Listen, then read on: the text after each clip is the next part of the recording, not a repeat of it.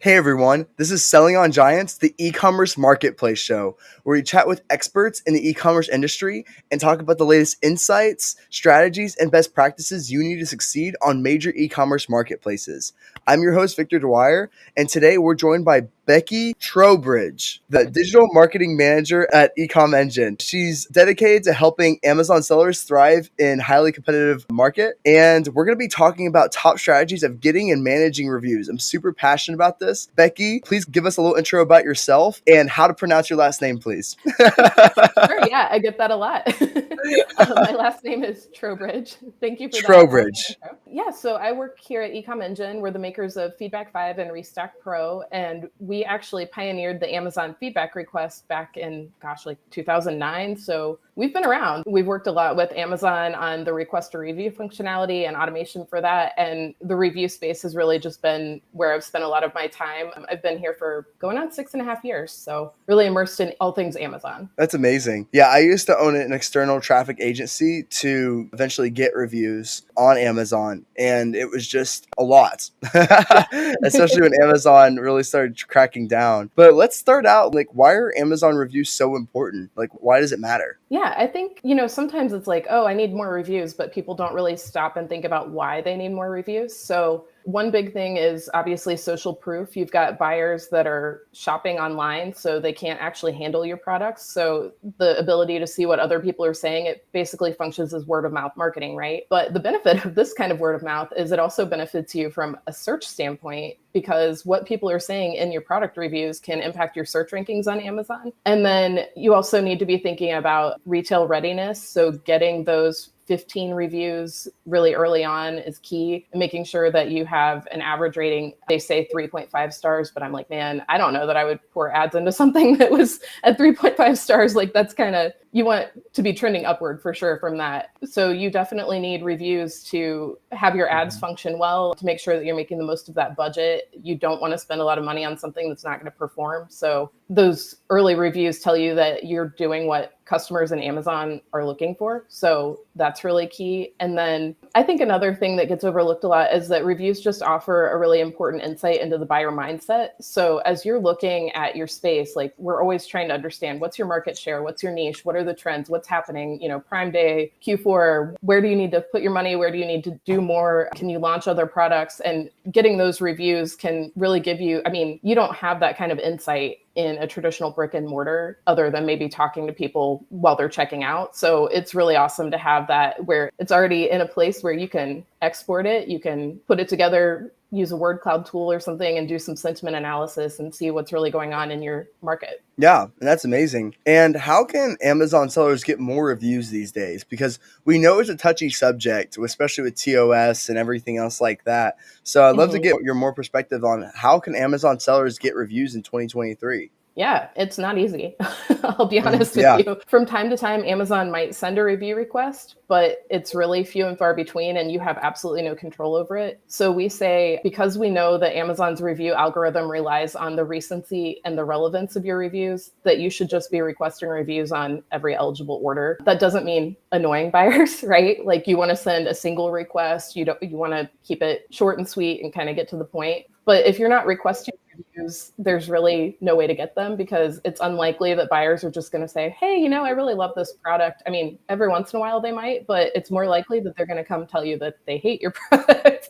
Yeah. So to provide some buffer for that, you need to be asking for reviews. And there are a number of ways you can do that. One of them is enrolling in the Vine program. So that does cost money. I think it keeps changing. I think it's $200 per ASIN right now. And you also have to give your product away for free. But those Vine voices are weighted more heavily in the review algorithm than a lot of the other reviews. So that can be really key, especially if you're launching a product and you're trying to get those initial reviews. You can use buyer seller messaging to send a request. You can use request a review button in Seller Central. You go to the order details page and you just click the button that says request a review for every single order. If you have any kind of volume at all, that gets really tricky, right? So another thing you can do is you can automate with third-party software, like the tool that we have, Feedback 5. There are several others. If you are using third-party software, just be really sure that it's in the Selling Partner App Store. We have seen sellers get in trouble by using solutions that aren't vetted by Amazon. And if someone's in the App Store, that Amazon's taken a look at their integrations and,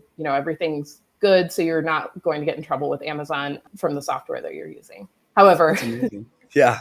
you still have to follow the rules. Yeah. Dang it, man. Yeah. How should sellers know about the Amazon review guidelines? Obviously, Amazon doesn't make it very easy to always access this information. So, how Mhm. can Amazon sellers really know what guidelines to follow? Yeah, I think I regularly pay attention to like 6 different pages in Seller Central. So Yeah. I agree. It is not easy. We've put together a lot of resources to try to make it easy. Like we have a review guide that just kind of goes through from the beginning through, how to deal with negative reviews and all of that too. But staying compliant is critical. You need to keep your account in good standing. If you're getting in trouble for review manipulation or anything like that, it can actually impact your ability to sell on Amazon. It could get your account suspended or deactivated. So it's a really big deal. However, you are allowed to request reviews. And if you're sending review requests, you have to adhere to the Amazon communication guidelines. That means you need to be sending your request within 30 days of order completion. It needs to be in the buyer's preferred language, and it needs to include the 17-digit order ID. So that's what you have to do to be able to send the request. Then if you want to go on and like customize your request, so there's buyer seller messaging is sending your own whatever your message is, right? Like, hey, this is my store. Can you tell me what you thought about my product? The request to review message is different in that it's a template from Amazon that is sent on your behalf. And then that actually won't ever get you into trouble because it's always going to be compliant with Amazon's guidelines because it's coming from Amazon, right? So if you're going the buyer seller messaging route, there are other things to consider. The request or review message already has buyer's preferred language because Amazon has that information and already includes the order ID. It has everything you need. It's kind of like if you want the set it and forget it option, that's what we always recommend. And actually, like over 77% of our customers are using that message. The reason they use Feedback 5 is to schedule automation for it because, like I said, pushing that button over and over is tedious. We do know that the message gets really good results, but also we have the ability to do some timing. So it's a little bit beyond review guidelines, but I'll just say quickly that depending on your products, there are different sequences based on when you might want to send a request, right? Like if you have something like supplements, you don't want to be sending a review request the day after the person receives a bottle of supplements. Like really 30 days is even kind of early, right? Because they don't have time to really get to know the results, but you want to be on the further end of that spectrum. And then if you've got something that is used really quickly, you want to send the request really quickly. So we have timing functionality and ways to exclude orders. Like we automatically exclude refunded orders, for example, because you just don't, that's a bad customer experience. If they got a refund from you, they don't want to be getting a review request and you don't want that review. Yeah. That's But very then true. back to if you're going the buyer seller messaging route, you can't ask for positive reviews. You can't attempt to influence a review in any way. You can never ask a buyer to remove or change a review. There are a lot of other rules around review manipulation that are worth knowing, like you and your employees, your relatives, like you can't leave reviews for your own products. You also can't leave reviews for your competitor products. I've seen people get in trouble over this. I mean, it sounds very Big Brother, right? But it Yeah. has happened. So yeah, staying compliant is really crucial. And the easiest way to do it is honestly that request a review message. If you want to get, branded and you want to get fancy with it, there are ways to do that, but you definitely need to be careful about the language that you're using and just keep it really neutral. What do you think is the best way to get reviews? Is it through that buyer seller messaging or is it through that automated review request? What's more effective in getting the review, you think? It's definitely the request a review message. Because that comes from Amazon, I think it just looks a little more official. And also, I personally have found it really hard. Amazon's made it really tricky to send buyer seller messaging to request reviews. I think they really want sellers to move over to that request a review message as well, just from the compliance standpoint, because there were a lot of changes when the communication guidelines changed back a couple of years ago. It might even be longer than that now, but there were a lot of things about HTML and coding and just like keeping things consistent to make it a better experience for the buyer. And Amazon likes to kind of control that. So when they're sending that message, they are able to do that in a way that they can't through buyer seller messaging. So I think that's part of it too. Got it. I recently had a few people that were complaining about the difference between a seller review and a Mm-hmm. product review. And when you press that review request button, it like does both. And Yes. when people go to leave the review, it only requests the like people think they're leaving it for a product, but they're leaving it for the seller. And Mm-hmm. is there any way to get around that to like really focus on getting product reviews rather than seller reviews? No, unfortunately, that's something that a lot of our customers have requested also. I know it's a pain point for a lot of people. We also find that there are a lot of people that still just really want to focus on feedback. Like maybe they have negative seller feedback for some reason, or they're trying to improve their account health, and that's like their main focus. And that request a review message, it includes the product review request kind of front and center. And then the seller feedback request is kind of like an afterthought in the bottom of the message. But yeah, it can get confusing when people get both in the same email. And people, I mean, sellers frequently confuse them. Like I feel like I'm constantly explaining that. Even with my own head, I'm like, wait, okay, seller feedback is about your ability to sell and product feedback is about your product, but seller feedback includes things about your packaging and, you know, pieces that are attached to your product. So it does get a little bit muddy sometimes. And what would you recommend to kind of help with this process? So it sounds like there's not too much that we can do. I know we can change the date range of like when to request the review and if someone did it through refunds. Is there any other recommendations you have when it comes down to sending those automated review requests? Yeah, I think really what you just said, thinking about the timing and also just thinking through buyer journey and where they are and what you can do to try to reach them at the right time, I think is probably the most critical part. Beyond that, I mean, there's not really a lot that you can control. Like you're not testing subject lines or anything like that. So you're kind of at the mercy of the algorithm a little bit. Yeah, I feel that. And what can sellers do about negative reviews? So, unfortunately, Amazon removed the ability to comment on reviews, Mhm. which really, really sucks, to be honest. So, what can sellers do about negative reviews? Yeah, I think the comment thing, I wrote an article about that when it first happened, and I was also very frustrated with that. But I also feel like the functionality behind that was never great to begin with because it wasn't notifying the buyer that you had left a response. So we would always tell people leave a public reply because when new people are looking at your listing, they're seeing that public reply and it's showing that, right, it's demonstrating that you're providing good customer service, you're paying attention to buyers, you're really in that mindset. But it was never really like a communication either. So I was really excited a couple of years ago for brand registered sellers. Amazon released a feature that lets sellers contact buyers who left between a 1 and 3-star review. So you can go into the brand registry and you can offer a refund or a replacement. You can also ask for more details about what went wrong. Of course, those are message templates sent by Amazon. So you're not like specifying, hey, was it something about XYZ feature? You're just sending like a template that says, hey, you know, what was going on basically. But that Mhm. can provide some insight. You can't ask sellers to change their review, just reiterating again, because I think you can ask them to change feedback, and sometimes people get confused about that. So you can't ask them to change a review. You should always try to make an attempt to resolve the issue. Just, I think from a good customer service standpoint, we're always trying to provide a good experience for buyers on Amazon, right? Like that's Amazon's customer obsessed and you need to be too. So if you get a negative review and it's violating some kind of guidelines, like the community guideline, there's profanity or some kind of like hate speech or something, you can ask Amazon to remove it by reporting it as a review abuse. And that's an option. So if you're not brand registered, unfortunately, you can't do a lot in terms of contacting buyers. But if it is abusive or violating some other guideline, you can try to do something there. If you notice that someone leaves a bad review and you're able to find them on the back end and message them, is that a good strategy, bad strategy? What are your thoughts on that? Bad strategy. Yeah, okay. Yeah. Yeah. Amazon doesn't want you doing that. So they make that pretty clear in the guidelines. Got it. So even if you really don't want that bad reviews, don't even bother messaging them, Yeah. basically. Yeah. It's not worth the risk of your account. Yeah. Okay, that's helpful.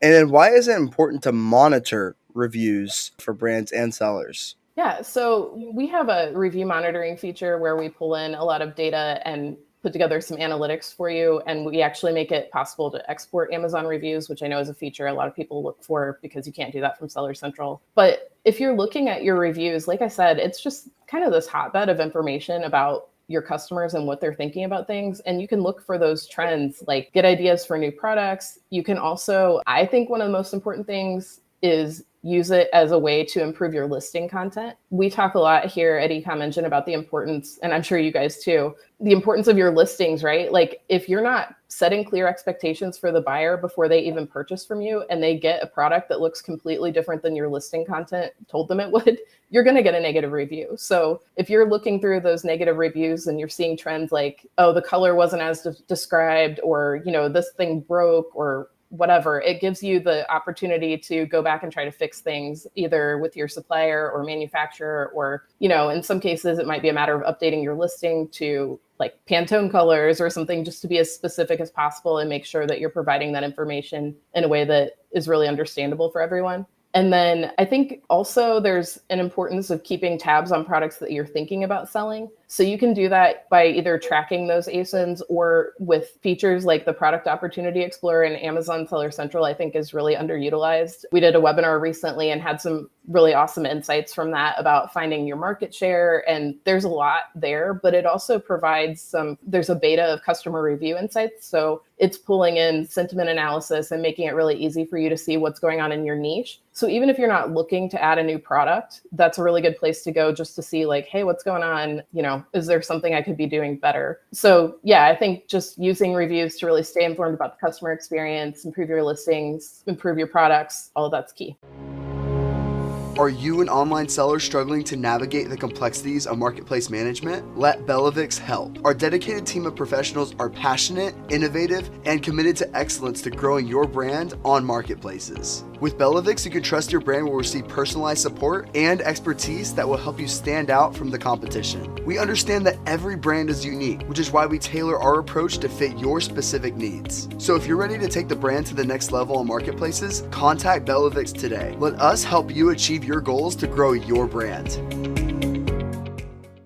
Yeah, and what would you say to someone that has 0 reviews and really trying to rank their products on Amazon to get more reviews for those new Amazon sellers and new products? What would you recommend to get more reviews on Amazon that have 0 reviews right now? Yeah, I think requesting reviews, I always emphasize the importance of not putting all your eggs in the same basket, right? Like we love Amazon, but we also talk a lot about the importance of having your own website or your own email list. And if you're able to drive traffic in that way, like send an email to all the people following your brand and say, hey, we just launched this new product on Amazon. That's a really good way to get sales and start getting those initial reviews. If you're just putting something up on Seller Central and hoping it will get traction and just kind of crossing your fingers, probably not going to work. You really need to have a strategy around it. Yeah, I totally agree. And is there any other things that Amazon sellers shouldn't be doing when it comes to reviews that you see a lot? And I know that's a kind of like a loaded question because I know there's a lot of things that could be associated with that,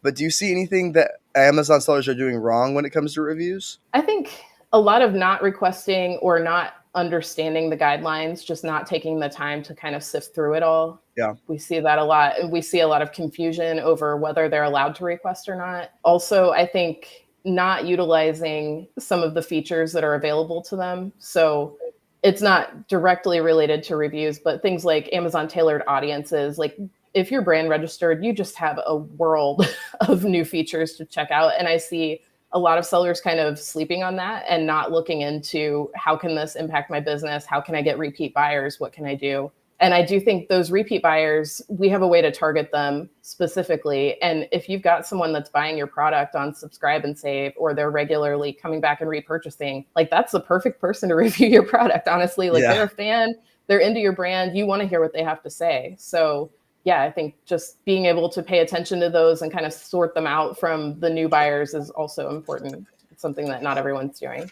Okay, so I want to talk about this. I always bring this one up. It's a product insert that says, give me a 5-star review and I'll give you $40. No. So let's talk about this. Yeah, everything about that is terrible. Yeah.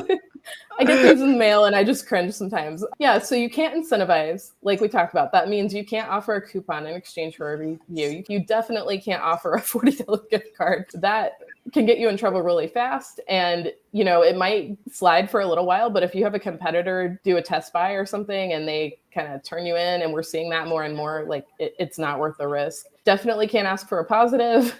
So Mhm. you don't want to be out there saying, leave me a 5-star review. I will say on the insert front, I have seen some really clever stuff recently. I forget what I ordered, but they sent like a postcard and it said something like, roses are red, violets are blue. We'd love it if you leave us a review. And it was just like, I mean, it was Mhm. a simple rhyme, but it didn't say anything that was going to get them in trouble. And it was like, the design was cute and it caught my attention. And I was like, yeah, that's a really, smart way to get someone's attention, because they didn't offer me money or anything, but they definitely stood out from the pile of Amazon packages and inserts that I received.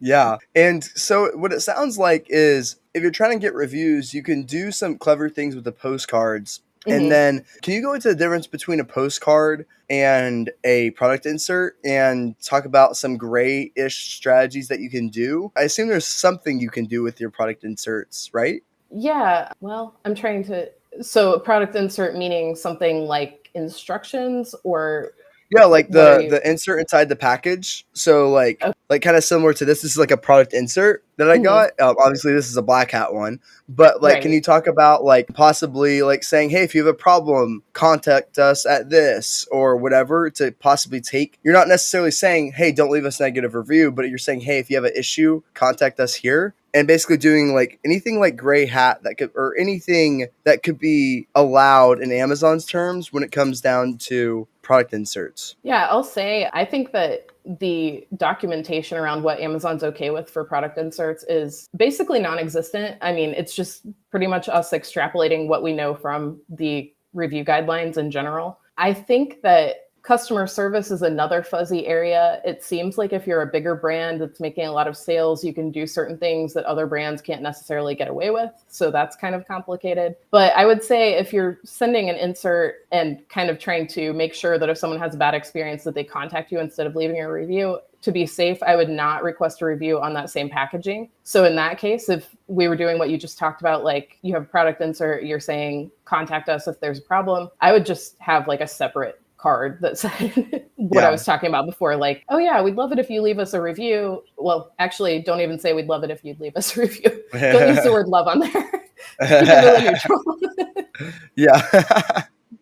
Yeah, that makes sense. And then when it comes down to the postcards, what you get mailed in afterward, is it kind of the same thing there? Like when it comes down to like a customer service type of question that you can put on the postcard? Like any strategies that you have there on the postcard side? Not so much. We haven't really focused on that as much because we're all about automating, and we look at the postcard as kind of just like another prong in your approach. But because the documentation has been kind of fuzzy, we haven't spent a lot of time focusing on it just because we're not always 100% sure what would be okay and what wouldn't be okay, especially when it comes to that customer service question. Yeah, Yeah. sorry, I'm not much help there. Yeah, you're good. And is there anything else that's been top of mind lately for you when it comes down to reviews that you've been wanting to talk about? It could be like someone could be doing this and need to be doing that. Anything that's really been top of mind for you lately? Well, I think, as we're heading into the second half of the year, there's a lot going on with Prime Day, Q4, everything's kind of picking up and hopefully people are seeing more sales. And I think really looking at your Prime Day performance as a dress rehearsal for your Q4 performance and using that time to maximize getting reviews. Something that we see a lot is people kind of, they go on vacation, they're busy, they don't necessarily request reviews for those Prime Day orders. And that's like prime time, if you'll pardon the pun, to get reviews, because what we see a lot is people are actually buying for themselves at Prime Day. Q4, they're kind of like buying gifts for everyone. They're not necessarily going to leave you a review or a detailed review because they're not necessarily the person leaving or using the product. So really making the most of the end of summer to make sure that you're requesting reviews on those Prime Day orders, and then using that information to fuel your inventory decisions and your budgeting decisions and think about your ad strategy and everything else that's going into Q4. Just really picking up on that momentum from Prime Day and taking it through the end of the year, I think is key. Yeah, I totally agree. And is there anything else that you've been wanting to communicate before we sign off? Any other tips or tricks when it comes to getting any more reviews that we haven't talked about yet? No, I will say, I think another piece that sometimes gets overlooked is the importance of protecting your listings. And something cool that we've been doing here at Ecom Engine recently is we've added a lot of listing alerts to Feedback 5. So we have like a hijacker alert, a search suppression alert, and then we have alerts for listing content changes. And I think, again, with all these big sales times coming up, if your listing is down or not visible in search, you're potentially losing out on a lot of sales. So just always making sure that you're keeping an eye on your listings and, knowing that there are solutions out there to do that for you if necessary. Because if you have 2,000 ASINs, it's just impossible to Yeah. try to keep up with all of them. So, Yeah, that sounds great. I think that's all we have time for today. So, yeah, please, Becky, tell them how to find you and how to find your business. sure. You can find me on LinkedIn, and you can find Ecom Engine at ecomengine.com. And you can always email me at becky@ecomengine.com. Awesome. Well, Becky, thank you so much for joining, and thank you everyone for watching. And this is the Selling on Giants e-commerce marketplace show. Catch you next time.